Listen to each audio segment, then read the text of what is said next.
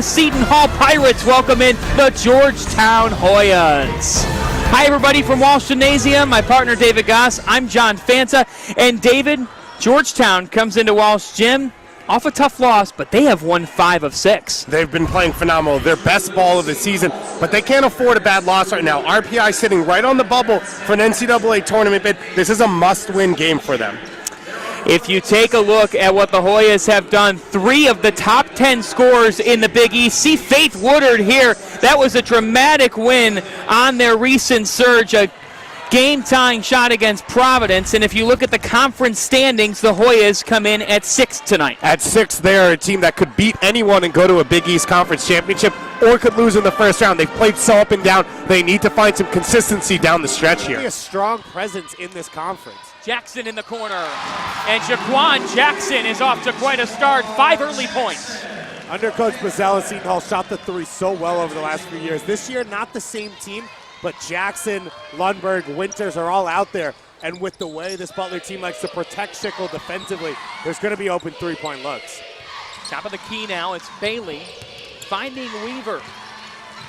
Michelle Weaver, sophomore, had 13 on Friday against St. John's and a travel inside. And you just see every time a Butler player drives, there's an extra hand coming in, either trying to block a passing lane or swipe down on the basketball. That's that extra energy, that extra focus that Coach Bozzella wasn't getting. Bulldogs had 13 turnovers in the first half Friday against St. John's, 3 early on here. And they made a nice run in the second half, but they were down by too much, and that's the opposite of what it was last week. Gordon travels inside. Tony Bozzella in his 4th season at Seton Hall, and what a job he's done. He turned around this program immediately coming on campus. He turned Tabitha Richardson-Smith from a bench player to the #1 scorer all time. He's had great point guards. He's learned that he can find star players that transfer in that are New Jersey natives that want to come back home, and he's maintained an NCAA tournament team. This is his first real rebuild, though, since he's built those teams up. And that's what's been exciting to watch. Michelle Weaver with the 15-footer. It's a 1-point game. Glad you're spending your Sunday with us as a steal now by Weaver. The sophomore scores it off the glass. And Weaver's going to have a big game. She needs to be the #1 scoring option outside of Schickel. It's a lot of responsibility for her, but it's something that this team knows she's capable of doing. Bulldogs up by 1. Bounce pass to Lundberg, slashing inside. A runner is short. Back out to Hilaire. The freshman swishes it through. For a freshman, Hilaire, not a pure outside shooter. She's picked her spots very well, though, over the last few games. Something Coach Bozzella has been stressing to her, shot selection. And you're intrigued by her trying to break through the 2-3 zone today. Well, she has one of the best handles we've seen. Shakina Richardson last year, player drafted in WNBA. Probably the best handles I've seen in women's basketball over the last 5 years, and Hilaire is stepping up to that. Great hustle by Buford and Lundberg, and that causes a Butler extra possession. They'll get a fresh 30 here. One of the things you and me both talked about before this game, we are sure it's going to be a close game. These are 2 teams that have battled. They're very, very young teams. And so there's a lot of ups and downs, both in the season and inside each game in their performances. But they've never given up on games and never given up on their coaches.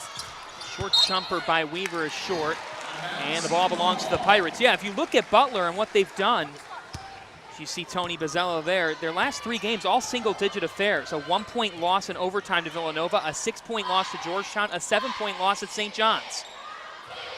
And I love Weaver being aggressive off the catch there early. Lundberg, a triple. The Andover, Minnesota native knocking it down. She's one of the most improved shooters in the conference. Coach Bozzella has to love what he just saw. When Claire Lundberg is feeling it, she can shoot from almost anywhere inside of that 3-quarter court mark. And this is a Butler team that will play the 2-3 zone, and so they're going to need all the 3-point shooting Seton Hall that they can get. Claire Lundberg with an early 3 is a big, big addition for this team. Coming into her junior season, Claire Lundberg, she had only scored 57 points and made 12 threes. This season alone, 154 points, 42, now make it 43 triples. In one of the first 5 games, she scored 23 points, almost half her career. Schickel rejected by Gordon. Here's Deja Winters. Winters, the second best 3-point shooter on this team, so now 2 options outside. Pass deflected off of Gordon into the hands of Butler. Here comes Weaver. She lays it up and in. Great finish from Weaver. He thought maybe she'd lay it off to Schickel at the last moment. She goes into the body of Lundberg, which gives her space to finish. Kurt Godlewski said earlier this week that Michelle Weaver is a strong slasher, but the number one thing they wanted to work on was to improve her finishing. Thus far, the sophomore is looking good going to the rim. And for a sophomore, she's an upperclassman for this team. This is not a team with a lot of college basketball experience coming into this season, and she has been playing like that for Coach Godlewski. 10 on the shot clock. Jackson, an entry to the Lavertia Gordon, as that shot was deflected, and it goes into the hands of the Bulldogs. Sydney Buck missed early season with an injury, and she has really come on here the past couple of weeks, as there's a foul down low. And going to the line for two will be Bray. And Buck coming off the bench, but she's the third leading scorer healthy right now for this Butler team. And so don't be confused by that. Not in that starting lineup, averaging over 30 minutes a game. She's as big a part of this team as anyone else. Shea Bray at the free throw line, a 70% free throw shooter. And she's a freshman from Altoona, Wisconsin. Kurt Godlewski said he's looking for size beyond Tori Schickel. She can give them that as Jayla Jones-Pack removes her warm-up, and looks like she's going to be coming in. Lavertia Gordon with the early foul there. But Jayla Jones-Pack, maybe her best game in her Seton Hall career in the last game against Xavier. Lavertia Gordon struggling with foul trouble. Jones-Pack comes in. She gave them 8 rebounds, a couple big blocks, a couple huge baskets, and a lot of energy at that center position. Bray hits the first. And for Seton Hall, David, what have you seen that's enabled them to win 2 or 3? Coach Pizzella said he wants to slow the game down. It's eliminated mistakes offensively, as well as limited the amount of time they've had to play defense. So the turnovers have come down. It's gotten everyone more touches because possessions are longer, and everyone seems to be in the flow, ready to take shots when it falls to them, and also, I think, playing a little bit harder on defense. Pirates up to Katie Healy, the Freehold native, is in the game for Seton Hall. Winters to Healy. Pirates trying to break through this 2-3 zone. Jackson, another 3? Yes! And I was about to compliment Butler. Extremely active out on the perimeter of that zone, not letting really a lot of open looks. Quan Jackson, though, the best scorer on this team, steps into her second 3 of the afternoon. She leads the way for the Pirates with 8. On the left wing now, Sheldon driving to the middle of the lane. She was hacked by Healy, and that'll send us to our first media timeout. As Healy commits the foul, Pirates out to an early lead behind Jaquan Jackson. We'll be back after this on the BEDN.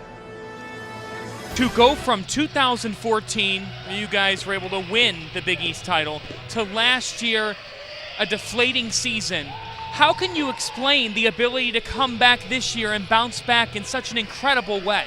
Yeah, like you said, it was a deflating season. We were all disappointed. We had our goals set really high, and I mean, we just told the younger guys we don't want that to happen again. So, I mean, we just kept fighting and grinding all year, and like I said, we put ourselves in a great position to get the championship. You faced adversity in your career thus far. 2 years ago, you didn't play, you were redshirted. You only played in 1 match last year. How rewarding is this to be able to come up big in a tournament game?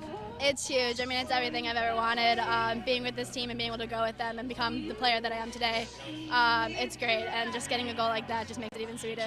Your ladies told me all throughout the week, we don't look at it like we're a front runner. We take the underdog mentality. How can you echo that? We have to. I mean, you don't know what's going to happen any given year. I think the first time one of our athletes or any of our athletes assume that we're going to walk into a championship as winners, we're in big trouble. And that's how you get yourself into trouble. And our folks just do a very good job. It's 0-0 when you walk in the door, and you have to treat it accordingly.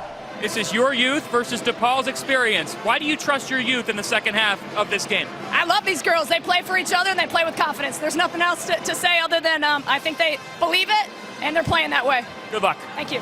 Lisa?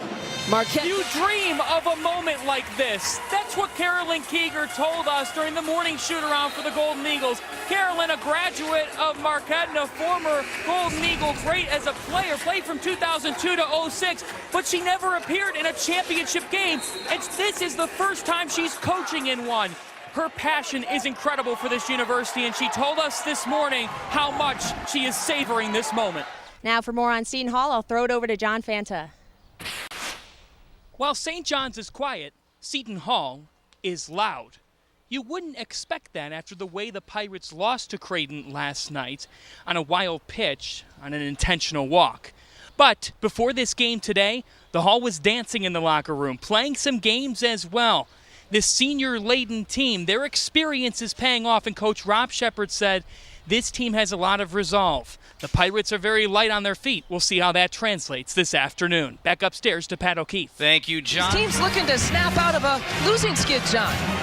That's exactly right, Lisa. When I talked to Coach Jim Crawley from Providence, he said, we are close, but sometimes one mistake is turning into a couple. As for Seton Hall's Tony Bozzella, he said the goal tonight is to stay under 15 turnovers. We've got to clean up the turnover margin, and both coaches say as conference play forges ahead, they need to find a leader. All right, John.